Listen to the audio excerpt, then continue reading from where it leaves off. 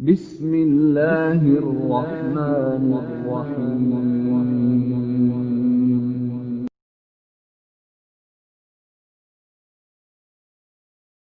Bismillahirrahmanirrahim. Assalamualaikum warahmatullahi wabarakatuh.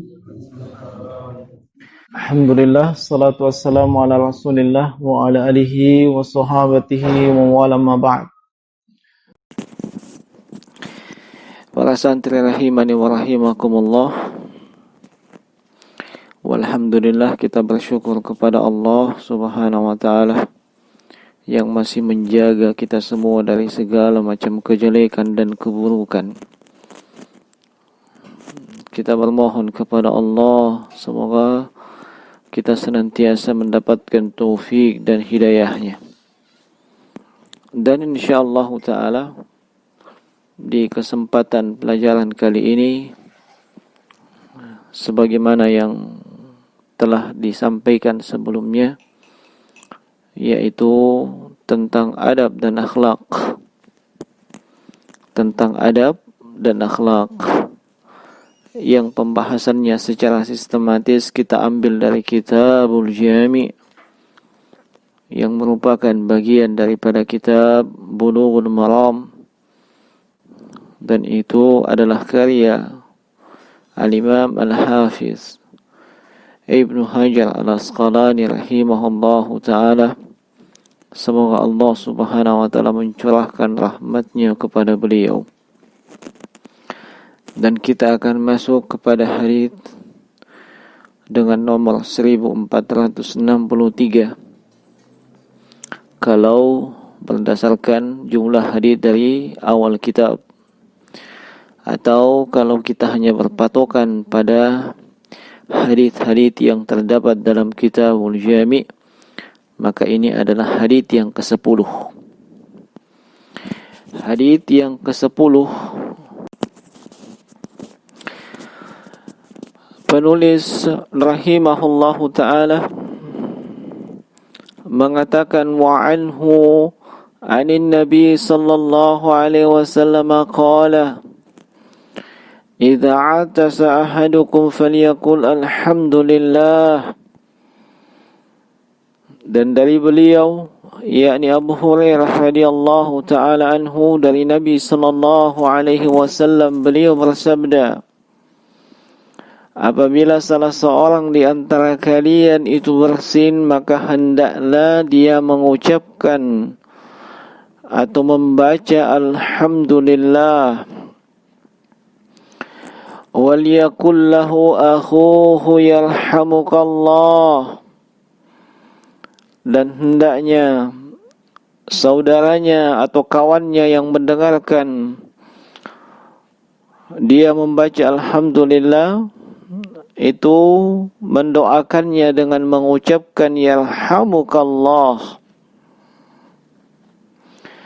Fa idza qala lahu yarhamukallah falyaqul yahdikumullah wa yuslihu balakum.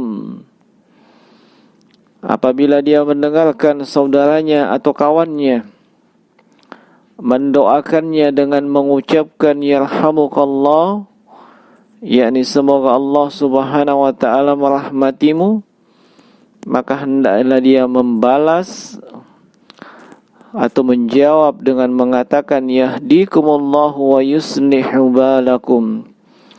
Semoga Allah Subhanahu wa ta'ala memberikan petunjuk kepadamu dan memperbaiki keadaanmu. Akhrajahul Bukhari. Hadits ini, kata penulis, dikeluarkan oleh Imam Al-Bukhari. Dan memang hadits ini dikeluarkan oleh Imam Abu Abdullah Muhammad bin Ismail Al-Bukhari dalam Kitabul Adab dengan nomor hadits 6224. Ini hadits yang bersama dengan kita, yang akan kita jelaskan dengan ringkas di kesempatan pertemuan ini, insyaallah ta'ala. Adapun sabda Nabi sallallahu alaihi wasallam yang beliau mengatakan, idza atasa ahadukum, apabila kalian bersin atau salah seorang di antara kalian itu bersin. Yang namanya bersin ini dimaklumi dan diketahui bersama, yakni rata-rata manusia itu pasti pernah merasakan bersin, yaitu keluarnya angin atau udara dari dalam tubuh, baik melalui hidung ataupun melalui mulut. Terkadang itu disebabkan oleh penyakit, dan juga terkadang bukan disebabkan oleh penyakit. Dan kadang disebabkan oleh penyakit berupa flu dan yang semisalnya.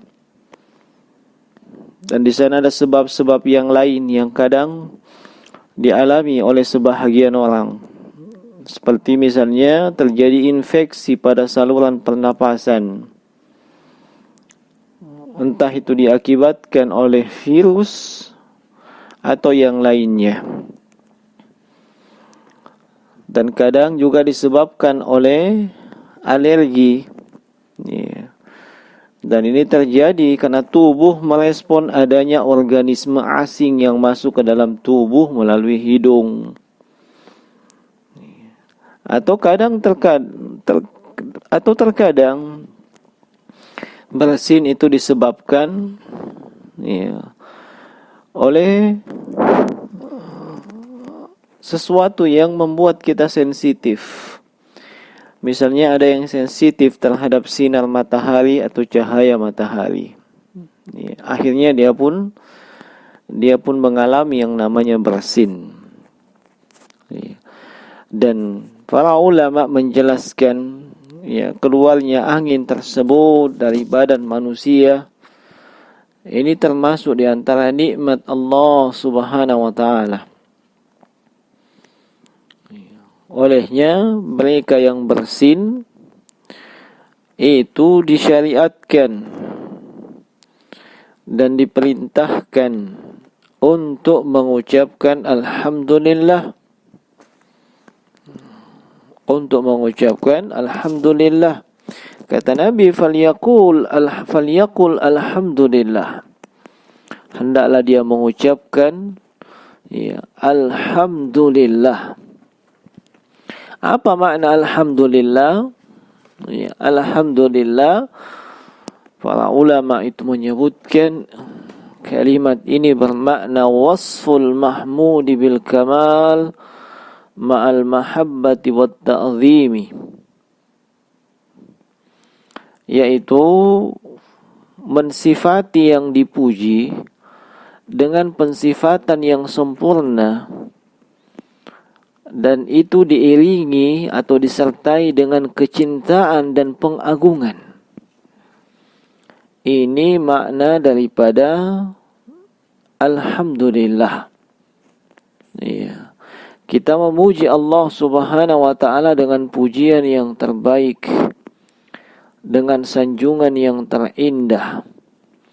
Dan itu sudah termasuk mensifati Allah dengan sifat kesempurnaan, yaitu hanya Allah satu-satunya yang berhak untuk mendapatkan pujian yang terbaik dan sanjungan yang terindah. Dan itu kita ucapkan diiringi dengan kecintaan kepada Allah dan juga pengagungan kepada Allah Subhanahu wa taala. Ini adalah makna daripada alhamdulillah. Adapun ucapan atau sabda Rasulullah sallallahu alaihi wasallam, wal yakullahu akhuhu yarhamukallah, hendaknya saudaranya, yakni saudaranya sesama kaum muslimin, saudaranya sesama kaum muslimin, sebab kaum muslim itu hakikatnya itu bersaudara.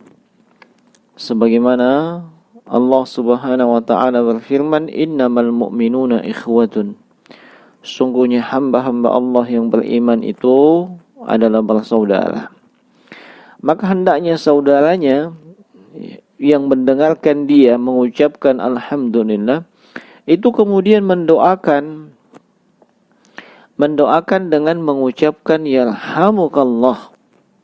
Semoga Allah Subhanahu wa taala merahmatimu. Ya.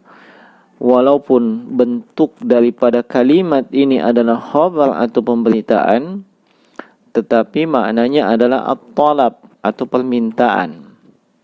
Sehingga makna doanya maknanya adalah Allahumma arhamhu. Ya Allah, curahkanlah rahmat-Mu kepadanya. Dan dengan rahmat Allah Subhanahu wa taala inilah seorang hamba bisa mendapatkan apa saja yang dia inginkan, sekaligus bisa hilang darinya apa saja yang dia tidak sukai atau apa saja yang dia benci. Kemudian adapun sabda Nabi sallallahu alaihi wasallam, fa idza qala lahu yarhamukallah falyaqul yahdikumullah wa yuslihu ba'lakum. Kalau yang bersin tadi itu mendengarkan doa dari saudaranya yang dengan bacaan yarhamukallah, maka hendaklah dia jawab atau dia balas dengan membaca atau mengucapkan yahdikumullah. Semoga Allah memberikan hidayah kepadamu. Dan hidayah di sini mencakup hidayah taufik, ya, dan juga hidayah irsyad wal bayan.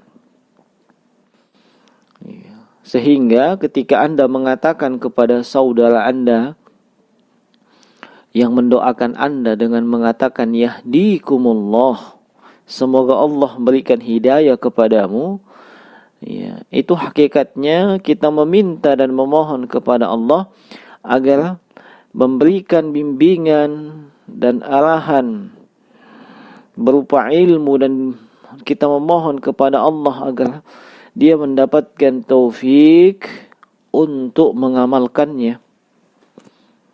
Dan juga ya, kita memohon kepadanya semoga Allah Subhanahu wa taala memperbaiki keadaannya, memperbaiki urusannya, baik itu urusan duniawi maupun urusan yang terkait dengan agama.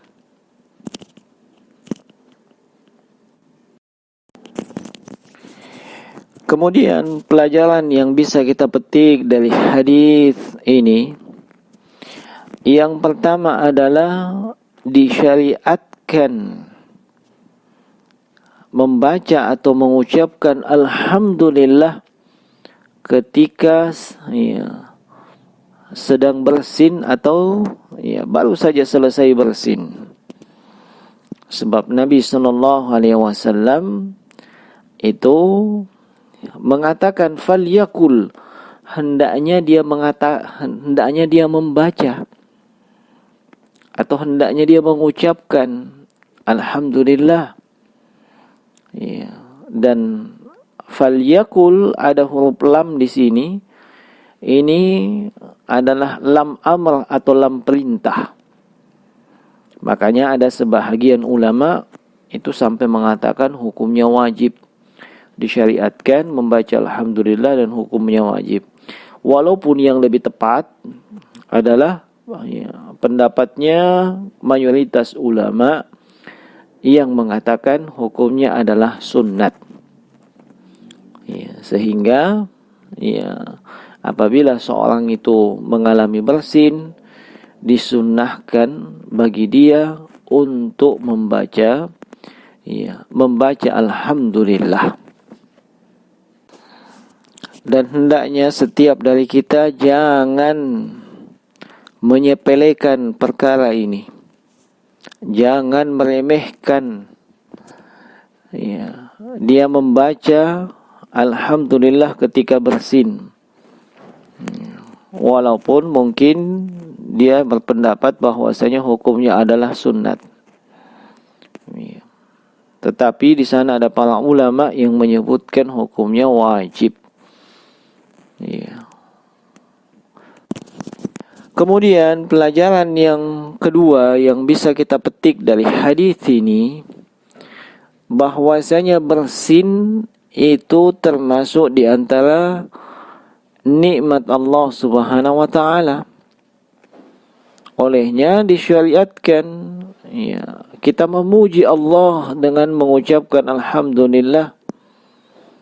Sebagaimana disyariatkan kita memuji Allah misalnya ketika selesai makan atau ketika mendapatkan nikmat dan yang semisalnya. Pelajaran yang ketiga dari hadits ini, bahwasanya kita tidak mendoakan mereka yang selain daripada muslim. Sebab Nabi SAW mengatakan, wal yakul lahu akhuhu, hendaknya saudaranya itu membaca atau mengucapkan. Ini adalah saudara muslim. Maka kita tidak mendoakan dengan yarhamukallah apabila ada seorang yang bukan Islam, ada orang kafir, orang yang di luar Islam itu kemudian bersin. Sebagaimana di zaman Rasulullah sallallahu alaihi wasallam, kaum Yahudi mereka ini bersin di depannya Nabi, dengan tujuan supaya mereka mendapatkan doa berupa rahmat, yaitu yarhamukallah. Tetapi Nabi SAW tidak pernah mendoakan mereka dengan yarhamukallah. Dan seandainya ada seorang yang kafir, ada seorang non-muslim itu bersin lalu memuji Allah, dia mengatakan alhamdulillah, maka kita tidak doakan dengan yarhamukallah, tetapi kita doakan dengan mengatakan hadakallah, semoga Allah Subhanahu wa taala mencurahkan rahmatnya, mencurahkan hidayahnya kepada anda. Semoga Allah memberimu hidayah. Kemudian kalau ada seorang muslim itu bersin lalu dia tidak mengucapkan atau tidak membaca alhamdulillah, maka tidak ada kewajiban kita untuk mendoakannya dengan yarhamukallah. Mengapa demikian? Sebab Nabi SAW mengaitkan dua hal tersebut, yaitu ucapan orang yang bersin dengan alhamdulillah, barulah setelah itu saudaranya yang mendengarkan, saudaranya sama muslim yang mendengarkannya itu kemudian mendoakan dia. Maka kalau dia tidak membaca alhamdulillah, kita juga tidak mendoakan dengan yarhamukallah. Kemudian pelajaran yang keempat yang bisa kita petik dari hadits ini,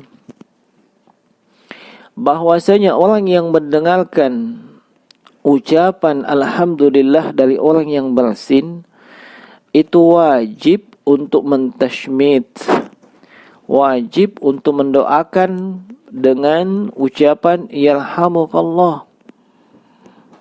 Mengapa demikian? Sebab Nabi sebutkan wal yakul lahu akhuhu dengan kalimat perintah, lam perintah, hendaknya saudaranya mengucapkan atau membaca atau mendoakan dia. Olehnya para ulama di antara mereka ada yang mengatakan inna tashmital atis fardu ain, Sungguhnya mendoakan orang yang bersin itu hukumnya fardu ain. Dan sebagian ulama mengatakan hukumnya adalah fardu kifayah. Ya. Kalau sudah ada yang mendoakan, maka yang lainnya gugur kewajibannya. Kemudian pelajaran yang kelima yang kita bisa dapatkan dari hadis ini, bahwasanya orang yang bersin, yang membaca alhamdulillah dan dia sudah didoakan dengan yarhamukallah, wajib baginya untuk membalas atau mendoakan orang yang mendoakannya dengan kalimat yahdikumullah wa yuslihu balakum. Mengapa demikian?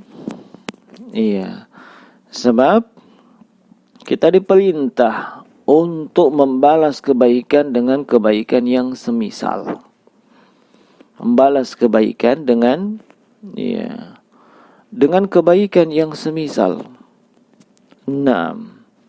Saudara Anda sudah mendoakan Anda dengan doa berupa permohonan rahmat,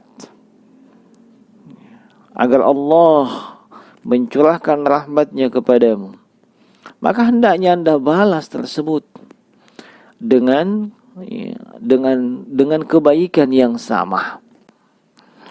Demikianlah beberapa pelajaran penting yang bisa kita petik dari hadis yang telah kita bacakan tadi. Dan kita akan tambahkan dengan beberapa adab-adab penting terkait ketika bersin. Sebab hal ini tidak disebutkan atau tidak disinggung di dalam hadis ini. Yang pertama, orang yang bersin itu ketika dia bersin hendaknya dia rendahkan suaranya. Jangan dia keraskan suaranya.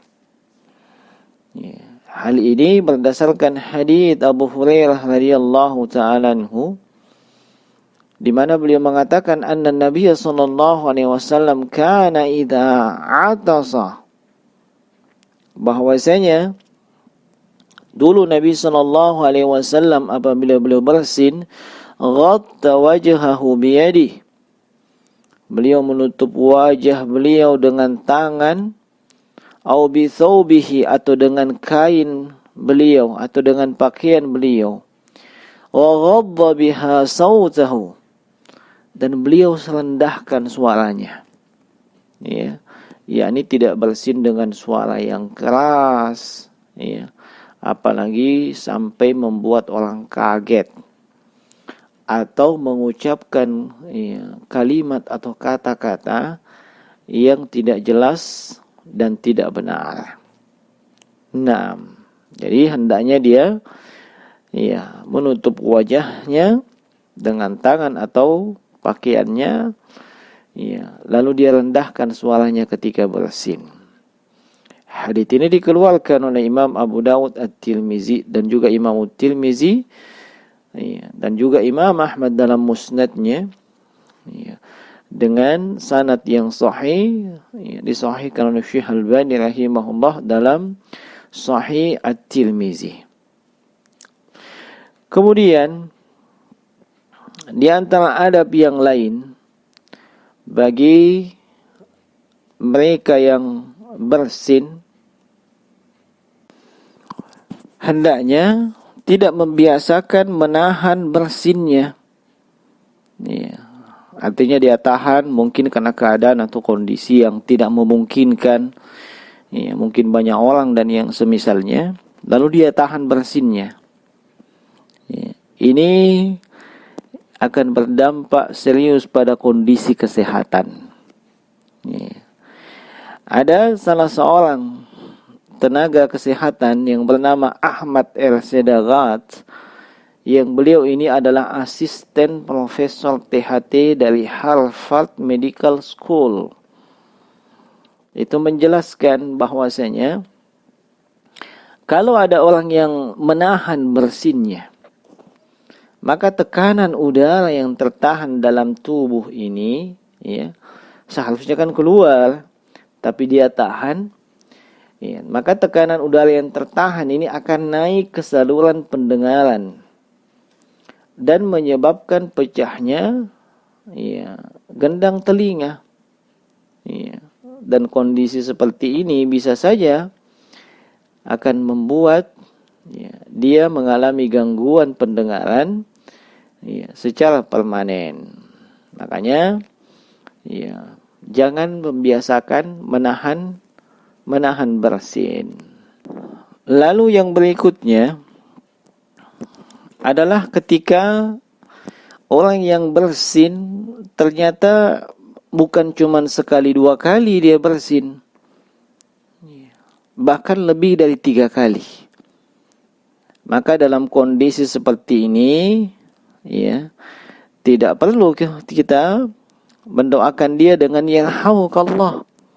Kalau misalnya sudah lebih dari 3 kali dia bersin, ya, sudah lebih dari 3 kali dia bersin. Mengapa kita tidak mengucapkan atau membacakan kepadanya yarhamukallah atau tidak mendoakannya?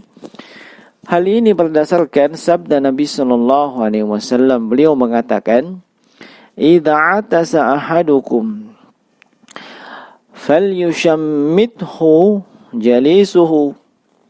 Apabila salah seorang antara kalian bersin, maka hendaknya teman duduk yang ada di dekatnya itu mentashmid atau, ya, mendoakan dia.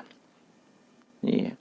Wa in zada ala salasin, kalau misalnya lebih dari 3 kali dia bersin, fahuwa mazkum, maka sebenarnya dia sedang sakit, ya, mungkin sakit flu. Wala tushammid ba'da salasi marrat, dan tidak lagi didoakan setelah 3 kali. Ya, tidak lagi didoakan setelah 3 kali dia bersin. Hadits ini dikeluarkan oleh Imam Abu Daud As-Sijistani dalam sunan beliau dengan sanad yang sahih, disahihkan oleh Syekh Albani rahimahullah dalam Sahihul Jami'.